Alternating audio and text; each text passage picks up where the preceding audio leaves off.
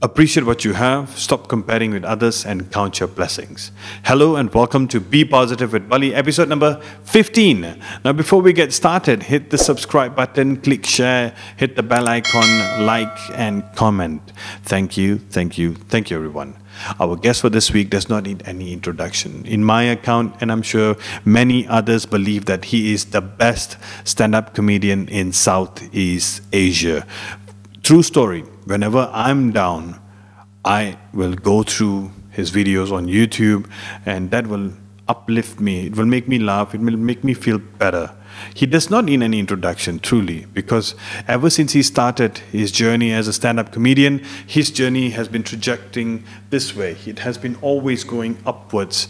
And I'm speaking about the one and only from Singapore, Kumar. Let the dialogue begin. Hi, Kumar. Thank you so much for doing this. Yeah, it's my pleasure. No problem. Now, before we get started, I must say the confession is that you are an amazing, amazing stand-up comedian.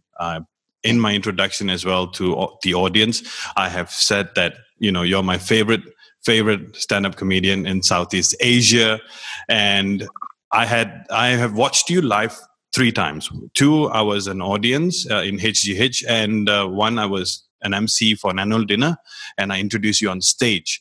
And before we get to the questions, I just have these 3 magical words I want to say to you: that I love you. I truly, truly love you. My wife is a fan as well. Yeah. So let's cut to the chase and let's go to the questions. Throughout your career, you had an amazing career and you're still going strong.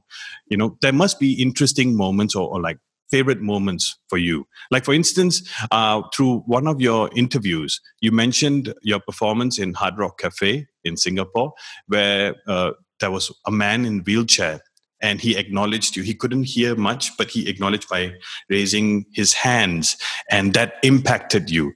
So could you tell me one of your best memorable moment throughout your career? I think the best would be every time you're on stage, you should make it look like you should make it the best performance ever, because you don't know who is watching you. You don't know who is out there, who is sad for the moment, depressed for the moment, going through a divorce, going through they lost somebody. So it should be a memorable day for everyone, because I feel that you don't know what people are going through. So, and my best moments are always when I'm on stage. So I'm happiest when I'm on stage. Memorable ones are like the ones you came across. And one lady came up to me and said, she was also on a wheelchair, a Chinese lady. And she said she's a very active person, but she had a stroke. So her daughter, she had a stroke and she had a wheelchair. And her daughter don't know how to get her out of the depression, because she was very hardworking and suddenly she cannot work at all. So the daughter sent her my videos. And she said every night, before she go to sleep, she will just repeatedly see the videos so that she can have a good night's sleep. And for her birthday, that year, she wanted her husband to watch me live. So this happened in Singapore. And she came to me, and she came when we were having the break, and she actually came out with the wheelchair, and she was telling me her story. Almost brought tears to me, but I didn't want to bring the sadness to her. So anyway, I was also smoking at the time, and I was trying to put the cigarette away. She said, no, let me smell the cigarette. I used to smoke too. So it was, so she was already passed on that. So I didn't want to make it any sad. So I was just trying to make it even more happier for her. And that those moments. And there was once a girl in a wheelchair. I think she's Down syndrome. I don't know. One lady came and said that God forgot to put a smile on my daughter, but you did. Wow. So these are moments like, whoa, you don't know how to react, because I when I get all these, like whatever you say, I'm good and all that, I don't know how to react, because I all I can say is thank you, but it's very hard for me, because I can't accept. But I'm doing it because I love doing it, and if I'm helping people, it's brilliant. But when people come and tell me things like I just don't know, like, should I cry, or should I say thank you, God, or should I say, these people keep me going, these people keep me, so that you are helping at least 2 people every night, or 3 people whenever you perform. It's more than enough. Right. True. Very true. Now, before we move on to other questions, let's do a Sorry, I'm quick. a bit long. Sorry, I'm No a bit problem. long-winded because No it comes problem. with age. Please. No, it's not. It's not. It comes with Once you're experience. 50 and above, you tend to talk a lot more. Come on, you don't look 50. Don't look I'm 50 just at all. joking. Okay, so now let's go through some fun questions. Yeah, I have some Yeah. fun questions for you. Now, nasi lemak is a big debate. Malaysia, Singapore. Which one? What would you? What would you decide? I mean, which one would you choose? Either Malaysia or Singapore? I went to had a nasi lemak in one of your shopping center called Republica. Is Right. that one a Republica? Public. And I had the worst. Yeah, I had the worst nasi lemak there. So I would say Malaysia is definitely better because the further you go into Malaysia, like Malacca, and then you go further, the nasi lemak gets better and better and better because I think they're really doing the authentic stuff. Yeah. Where in even in KL or whatever you using lower cost kind of products, which is I don't blame you, it's a business thing. Right. So I still think Malaysia, or if it ask me, nasi padang would be definitely Indonesia lah. True. So Singapore and Malaysia, Singapore doesn't have anything that's ours actually, but we think we want to claim, Right. we want to claim that's ours. So I like nasi lemak the old fashioned way, in the pandan leaf wrapped in a Yes. triangle like in the paper as well on top of Yeah, that's my favorite type. Okay. Yeah, but Malaysia definitely wins. So moving on to the next fun question. Yeah. Do you have any celebrity crush? And who? Like for me, I have a celebrity crush on a huge one. My wife knows about it. She's a Bollywood actress called Chitrangana Singh. So do you have a celebrity crush? Chitrangana Singh. No, she's not so popular. No, she's not that popular. You got a crush on a non-popular celebrity. Yeah, lower down your expectations. Yeah. You want to be Indian or Hollywood? No, Hollywood. Yeah. Hollywood. I like to. For the longest time, I had a crush on Mark Wahlberg. Oh. Yeah, and on the Indian side, for the South Indian, I love Dhanush. Okay. And for the northern side, I actually like Deepika Padukone. All right. Okay. And then when I found out that she's South Indian, I like her more now. All right. So Kumar, if you were given one ability, one superpower, it can be anything in this world, or it can be any type of ability, which one would you choose? I would choose a power to cure cancer. Wow. Yeah. Because I lost my father to it.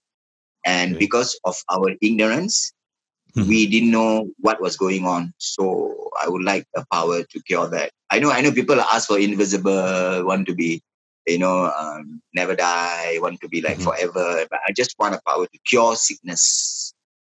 Right. Now, Kumar, end of fun question. Let's get a little bit more serious about, your life and a little bit about how you overcome challenges. You have, covered a documentary called Laugh Till It Hurts. Yeah. Yes. And one can imagine. Well, you follow me, huh? I really follow you. I actually, whenever I am down, I just tune into your videos. That much of impact you have brought to me. So I can only imagine, and to those who have watched it, can only imagine that, the price you pay for being a performer. I don't want to drill down to details. I just wanted to, say, what do you tell yourself whenever you have any challenges? Through the documentary, I've seen your challenges. I feel your pain. Yeah, but how do you stay positive? How do you devise a plan in being positive?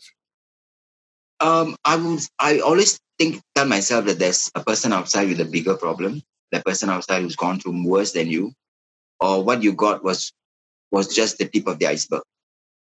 And I'm just being unlucky. That's all. And just be true to yourself and evaluate the situation. Have a closure, even if a closure means like writing into a piece of paper and throwing it away, or just think about something positive, because it doesn't always happen bad things to you. There's always a light at the end of the tunnel. True. So I think you have to be a bit more. Sometimes the light takes longer to come from the tunnel, but it will come if you have patience and if you. Everybody keeps saying be positive, but it's very hard to be just positive. But you can divert your negativeness, Yeah. walk away when you face any problem, and because when you are having a problem, you really cannot think properly. So walk away first, digest it, and then think about why it has happened to you. And I always blame myself for putting myself in that situation because life is all full of choices. So where we are now at is a choice. So the price that you have to pay for the choice you have taken, it's a package deal, So it's something that you can't really walk away from it, but you can walk away from the problem for the moment and then come back and address it again. Yeah. True. Now, your stage performance is not a normal it's not a normal way of performing on stage. Being a drag performer, I've never come across any around the world, and you do it so naturally and being so real, and you relate to the people, and that's what people like about you. But it's not always the good thing, but there always has challenges as well being a drag performer. So how have you faced what kind of challenges have you faced being a performer as a drag performer, and how do you overcome it? We see the problem initially when I started doing in drag, I had a lot of catcalls. I had a lot of things like, why would you want to do this? But my idea was, I know that anybody, any human being, when they see a transvestite or a drag, they do a double take Yeah, to find out whether it's a real man or woman or what, right? true. So I wanted to get the audience attention first. So once I get the audience attention when I'm in drag, so then I already got the attention, then I can deliver whatever I want to deliver. But it's a lot of issues because you can't do a lot of things in Singapore or anywhere because American Express will not come to you and say, we would like to sponsor you. They won't because they can't use your face. It's bad. So you have to accept that as well because a lot of celebrities make a lot of money from what do you call it, product launching, ambassador for this, ambassador for True. that. But I really can't because it's not you can't use it as a face for anything because you're a drag. But it's since the choice that I've made. So I just I always tell them I don't think you should use my face. Now they're a bit more daring. A lot of people are. It's okay because I think people have taken the drag away from me already. They just Kumar with makeup is just Kumar. Yeah. It's not a drag. So if I go on stage without makeup, then there's a problem. People ask me like True. when during the circuit breaker period when I perform for some companies. Mhm. They not some lah, very few companies. The live streaming asked me why you're not in makeup. I say makeup also taking a circuit breaker. It's also taking a lockdown. Because people want to see you in that, because they connect with that.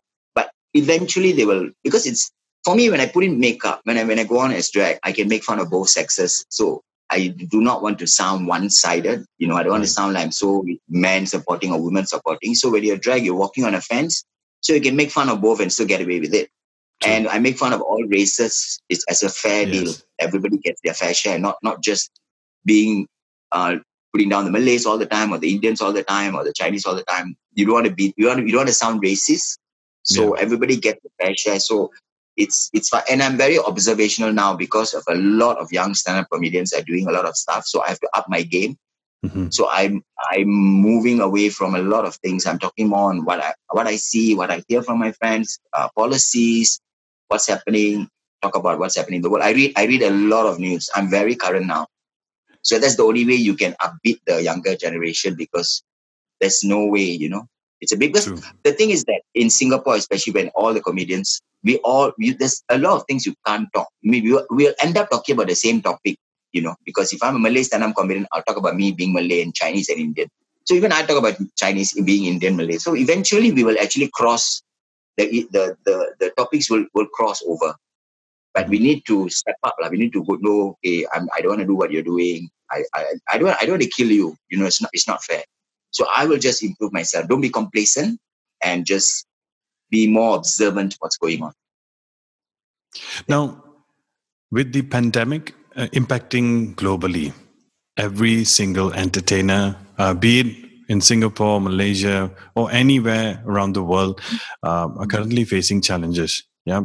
How long will this whole COVID-19 impact us entertainers? I really hope not too long because I'm already stretching the dollar. But I think it will. I mean, your Malaysia can already do events, right? Yeah, but it's already like a like a scare that people say no, never mind, we'll wait, we will wait next year. So they're not confident, I would say, or Yeah, comfortable. That's the word, comfortable. yeah. Because a lot of this thing will go on until we find a virus. It will be there. It's going to be another tuberculosis, malaria, dengue, or whatever. It's going to be there. True. It's like another flu, and it's just going to be the new norm. The new norm of wearing masks is going to be forever. Taking temperature is going to be like mask is going to be part of your accessory now. True. You can, yeah, you can. It's like wearing earring and whatever you're going to wear. You just have to wear that as well. So I just hoping for events to slowly start, so we can even do small scale but make some money out of it. And a lot of even our government is helping the freelance performers like me. They're giving production houses to make use of these artists to do something, come up with something. True. So, but it's not what you earned before, but you definitely earn much lesser now. But you need to. It's a wake up call for everyone in the world. It's like, especially being Singaporean, it's a really wake up call because now people have learned to live simply, have learned to appreciate time, have learned to appreciate the things you have in your house, your wife, your husband, your children, your parents, grandparents. So the respect and the acceptance of yourself reflect upon whatever you're doing wrong to do it right. This is the time you have to face your demons.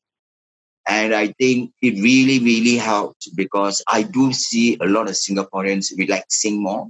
A lot of Mhm. them are being a bit more polite now. A lot of them are not rushing to make the $1 million because they realize that the $1 million is not going to help your COVID, you know, True. So yeah. And the greed for money has slowly gone down. A lot of people are beginning to appreciate that they are still alive, and it's not about the money anymore. It's whether you have to be happy if you find your happiness. So I know, so a lot of people have put on weight as well because staying at home, they were just stuffing their face. A lot of people have become alcoholics as well because they Yeah. start drinking more. And but this whole COVID, I mean, so this whole COVID is really, really, it's bad, but it's in a good way. I feel that's why I stayed so positive about it. So staying at home is not so. But what happened now is boredom has hit me. Yeah. I suddenly, not during that period, but now it's hit me because even if we can go out to restaurants, we need to have the social distancing, and True. after a certain time you cannot drink. After a certain time, what? That's pressurizing. That's more pressurizing than you were at home. Right. So I started locking myself down at home because going out has become a problem for me. So you appreciate your the me time, your Yeah. time. True. So you need to find that me time, and a lot of husbands are really appreciating. They need to appreciate what wives are doing at home, even after working. Come home, they got to look after the kids, make them sleep, and all that. So now the husband are watching it at home, and you realize, oh, she actually does a lot. And definitely there's going to be a lot of corona babies next year. A lot of people are doing it. So Okay. yeah. What did you say? No, I mean, yes, true. True. Okay. Corona babies. Yes, true. Yeah, yeah. I have a friend who had a kid, and after like, don't know, 5 years now, the wife is pregnant again. But it's all for the good, lah. This whole COVID, although everybody was a bit scared, and I think it all for me it worked out right. Even with, I see with my friends, they are, when we go out for dinner or what, I see they have changed a bit. They don't talk about money so much. So it's a good thing. So it will last. This whole thing, pandemic will go on, but everywhere is slow. I mean, it's a bit like left Asia and went to Europe now. Yeah. So we are all trying to survive and try and make ends meet. Don't have to go and eat fine dining every time. You can get even nice chicken rice near your house. So it's time to appreciate the things around you, so you True. can actually live simply. Yeah. Now, couple of more questions before we wrap this up. Yeah. Yeah. No Any problem. any advice you could give for the aspiring comedians or stand-up comedians? I would say you have to. It takes a lot. You need to laugh at yourself first. Your ego, your inhibitions, all have been thrown out the window when you're going on stage, and you need to have a fighter spirit in you, that you need to, and definitely you have to make people laugh. You know. So I think it's very, very important to. You need to like what you see in the mirror first. And because a lot of stand-up comedians have actually had a bad past, and the laughter is the way to get rid of it. Like for an example, if you watched Joker, Yeah. you can see he also inspired to become a comedian because he wants to take the stage as a way to let go his whatever sadness he's going through.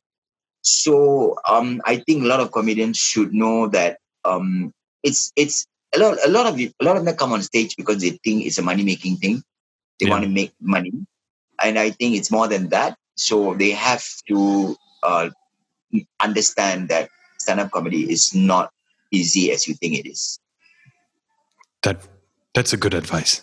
That's a very good Yeah. advice, Kumar. Now, I know you're also working on Kumar Sutra online. That means there is also an episode of Kumar Sutra online. But other than Yeah. Kumar Sutra online, what else have you planned up for the future? What's next for Kumar? I'm supposed to do a big one in KL this year again, but because of the pandemic, I'm supposed to do a tour. Yeah, But it's a brand new show. It's a brand new show. I cannot tell you the name, I know. but we will definitely be doing it next year, and we will be traveling. That's going to be a brand new script, brand new show.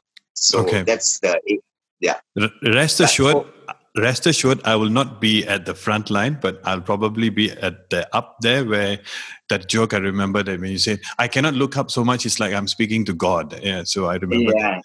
yeah.